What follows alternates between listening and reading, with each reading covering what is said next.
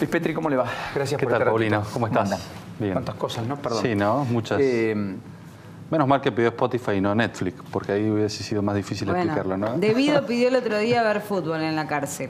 Pero eso es un derecho que le puede asistir. El tipo está privado de su libertad. Lo que no quiere decir es que no coma, que él se bañe con agua fría, que duerma en un colchón que no sea sustentable, que pase frío, ¿no es cierto? Eso no me molesta tanto, de verdad. Y es algo que hay que discutir, es cómo ponemos a los presos y dónde los ponemos. Acá debido. Porque si debido están las condiciones que está, ¿vos te imaginás el resto? Sí, ya lo había pedido Jaime en su momento. No, hay que garantizarles condiciones dignas cuando están alojados en los establecimientos penitenciarios, pero tienen que cumplir la totalidad de la condena también y tienen que trabajar y estudiar, sobre todo los condenados. Digo, los procesados no, porque lógicamente rige el principio de inocencia, pero los condenados en la República Argentina tienen que tener la obligación de tener terminalidad educativa y de trabajar en los establecimientos penitenciarios. Sí, y son un tercio del total. Pero claro, o un poquito más. En algunas provincias hasta el 50%. Te diría, en Mendoza hay más cantidad de condenados que de procesados. Esto tiene que ver también con el régimen procesal, con la utilización de la prisión preventiva, que algunos se están quejando, y con también la agilidad que tiene la justicia a la hora de imponer condenas. Bueno, los nuevos códigos procesales, acusatorios en particular, son más rápidos, ¿no es cierto? Y lo que ha ayudado mucho es flagrancia. Flagrancia me parece que fundamental a la hora de luchar contra el narcotráfico, porque vos cuando tenés distribución, comercialización, por lo general son procesos infraganti. Entonces, por lo general son procesos que, si están los recursos, estos recursos que nosotros reclamamos para el Poder Judicial y que vos bien decías recién, en 40, 50 días pueden haber sentencias, sobre todo cuando la prueba está en llamas, cuando vos lo encontrás al tipo con las manos en la masa. Digo, me parece que ahí hay que ponerle muchos recursos a la justicia, porque ahí está la clave para, primero, evitar la utilización, la sobreutilización de la prisión preventiva, pero por el otro lado, para garantizar condenas rápidas. Te saqué un poquito del tema. ¿Tomaron dimensión de la crisis en la que está la Argentina, Petri, en el Sí, gobierno? claro, lo dice el presidente, digo, lo dice el jefe de gabinete, lo decimos todos. Ahora, acá no hubo acatamiento, acá hubo sometimiento. Cuando los sectores gremiales en la República Argentina planteen un paro y lo hagan sin afectar el transporte, sin someter y tomar de rehenes a todos y cada uno de los trabajadores, como estuvieron hoy de rehenes en la República Argentina, los que estaban a favor de parar y los que no estaban a favor de parar, porque aquí no hubo discriminación alguna, aquí todos tuvimos que parar, cualquiera sea las posibilidades de trabajar o no que tuviésemos. Ahí podemos medir la legitimidad que puede haber tenido una medida como esta. Y estas medidas, y esto es importante decirlo, no son contestes con la realidad o la situación económica del país. Muy por el contrario, son medidas que muy bien muchos calificaron hoy, como Dante Sica, como el secretario de Trabajo Jorge Triaca. Son medidas políticas.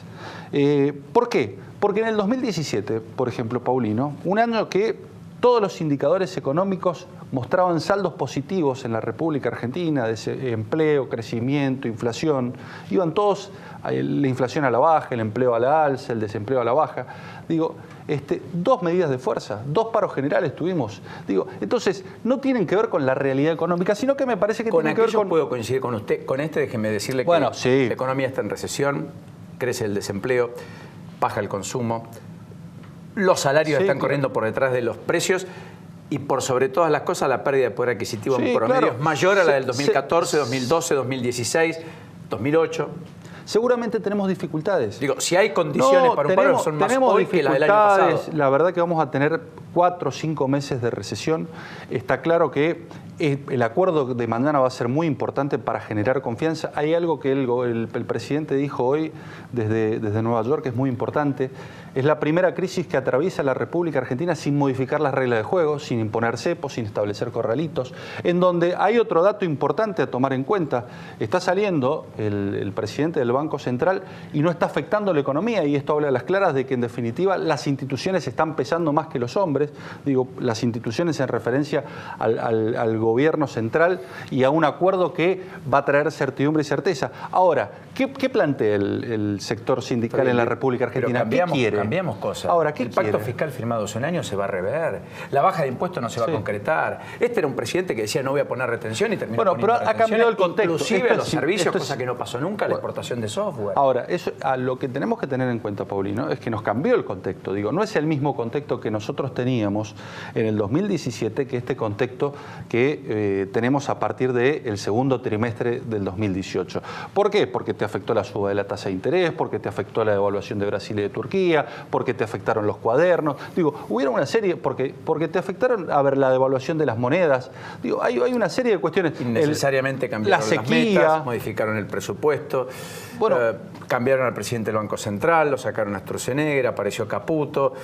Bueno, no la manera de intervenir creo que también tiene que ver, digo, respecto a esta crisis, que la verdad que fue una crisis grave que atravesó el país y que ahora va a seguir teniendo coletazos, porque todos sabemos que vamos a pasar por 4 o 5 meses en donde, claro está, va a haber recesión y donde va a haber constricción de la actividad económica. Pero nosotros creemos que de alguna manera tenemos que sentar las bases para que la Argentina se recupere definitivamente, y este es el gran desafío que tenemos, digo, pensar una Argentina a largo plazo.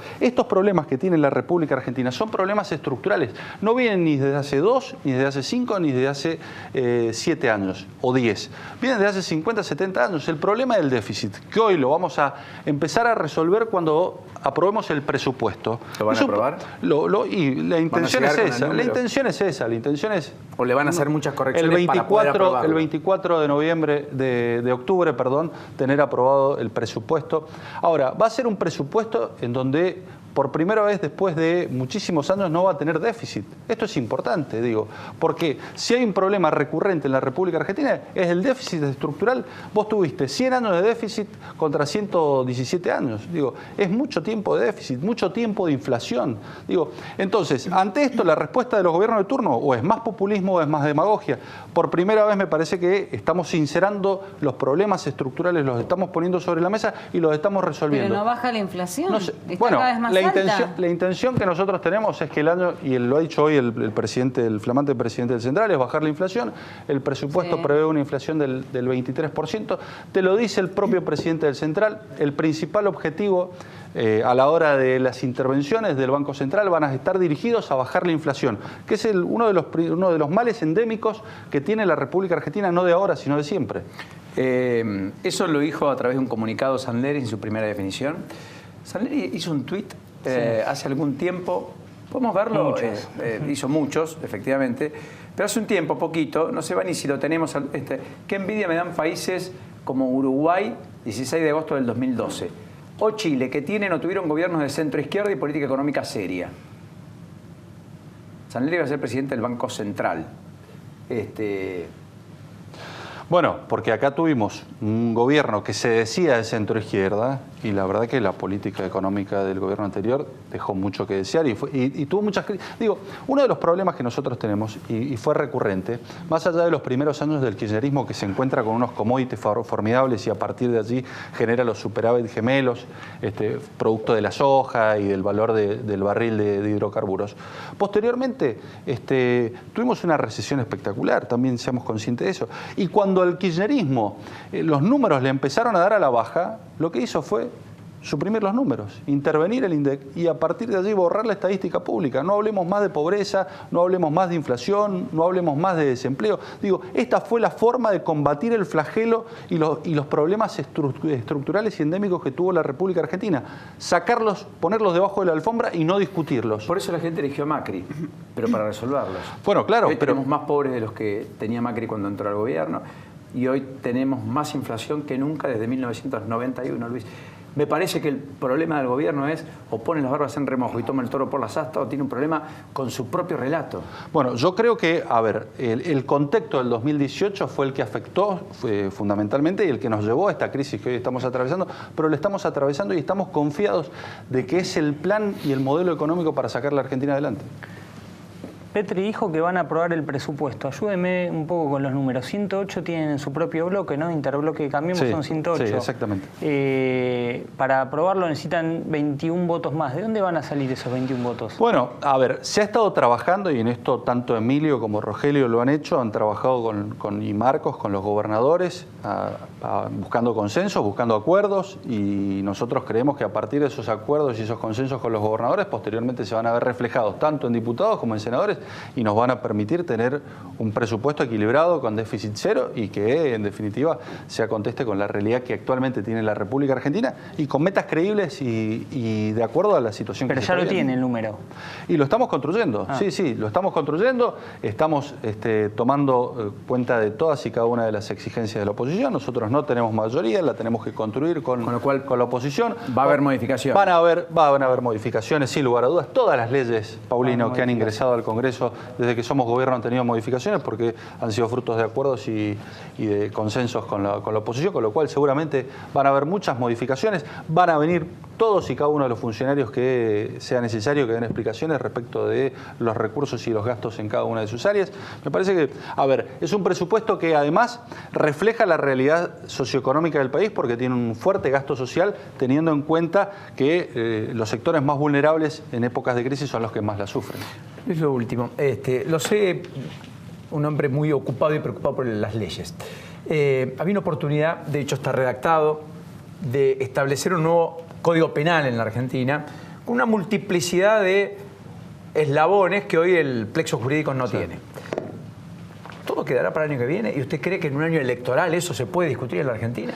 Yo espero que lo empecemos a discutir. Lo cierto es que quizás la discusión del aborto terminó empantanando la necesidad de discutir integralmente nuestro sistema normativo más importante, que es el que establece las penas privativas de la libertad, que es el que establece sanciones a aquellos delitos que vulneran los derechos más importantes de una sociedad, como es los que están consagrados en un código penal, como es el derecho a la vida, el derecho a la propiedad, el derecho a la libertad y las consecuentes sanciones a esos derechos. Me parece que ya hay un trabajo terminado de una comisión redactora que fue presidida por Mariano Borinsky.